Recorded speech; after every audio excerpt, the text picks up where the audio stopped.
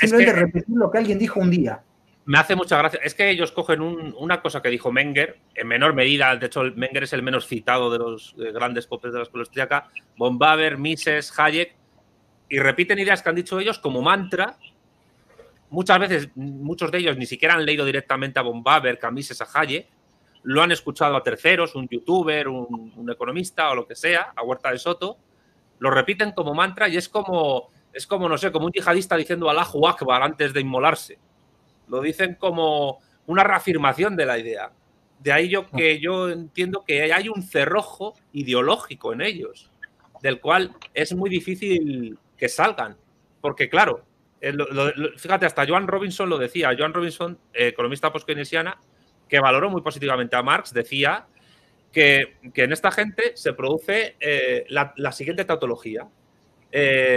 La gente paga por todo lo que es útil y todo aquello por lo que es útil se paga. Y de ese razonamiento circular tautológico supuestamente inexpugnable no se les puede sacar. Y de la misma manera que es muy difícil que un yihadista deje de ser yihadista, pues una persona que defiende la teoría subjetiva del valor es muy difícil que deje de defenderla porque no es capaz de salir de ese razonamiento circular, de esa tautología.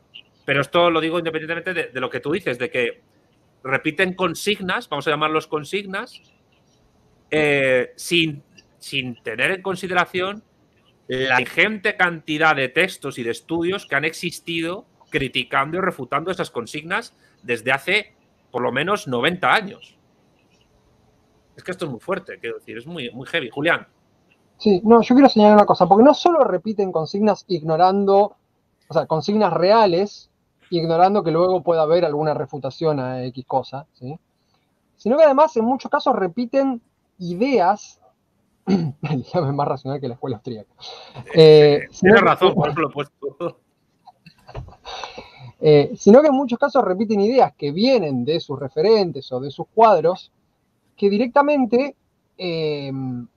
son malas en su forma, o son falaces o son falsas, digamos. Esto también queríamos señalar hoy, digamos. Ya no se trata solo de repetir una crítica que pueda o no estar superada, pero que puede haber sido digna de consideración en su momento, o que uno pueda discutir sobre ella, sino ya directamente de formaciones o, digamos, abstracciones medio sacadas de contexto. Ayer con Javier hablábamos, por ejemplo, de esta idea del polilogismo que plantea Mises, por ejemplo. ¿No? La idea de que las personas pensarían, bueno, saliendo un poco del tema, pero viene al caso, digamos, la idea de que las personas pensarían de manera distinta de acuerdo a X características que tengan esas personas y que existiría, por ejemplo, un polilogismo marxista. Y Mises, en el artículo que explica esto, empieza a imputarle a Marx una serie de cosas que Marx jamás dijo y que no se pueden deducir de nada de lo que haya dicho Marx. Y se las imputa literalmente a Marx. Y es tan sencillo como ver que este tipo, que es tan pero tan relevante para el pensamiento de toda esta corriente política y además para la expresión política actual de esto, porque nunca hay que dejar de señalar que esto no solo es una discusión académica, estos son tipos que ahora tienen cargos, por ejemplo en Argentina. Entonces no hay que dejar de señalar que el tipo este que es tan importante, Mises, directamente imprimió y explicó y desarrolló toda una idea abiertamente imputándole a un pensador ideas que no eran de ese pensador y que no hay forma de suponer que salen de ese pensador. ¿Se entiende lo que quiero llegar? Digamos, ya no se trata solamente de ignorar una historia de desarrollo académico o científico, en muchos casos, sino que la divulgación que realizan, en muchos casos consiste simplemente en falsear la realidad. Traigo lo del polilogismo porque lo hablamos ayer, nos reíamos con Javier de lo absurdo que es la cuestión esa, ¿no?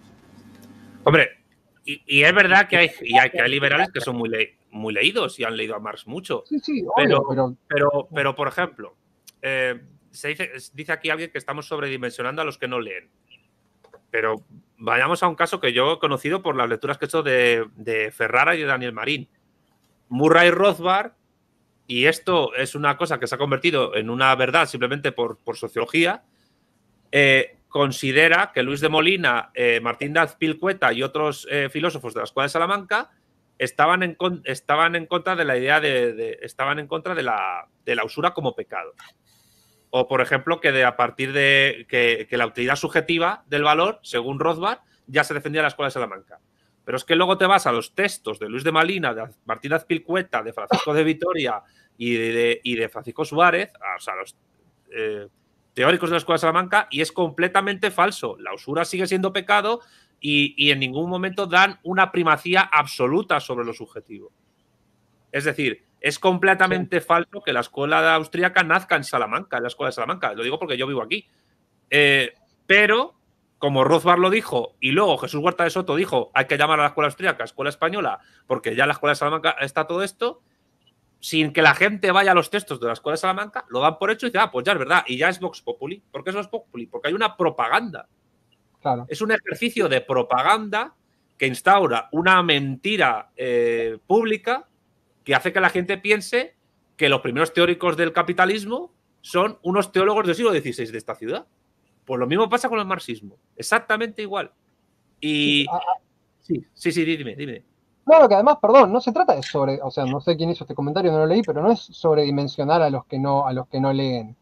Es que, perdón si sueno como preocupado o que señalo esto permanentemente, es que estas ideas ya no son debates académicos, digamos, tienen una expresión política puntual que es peligrosa, no vamos a decirlo en esos términos. Es terrible.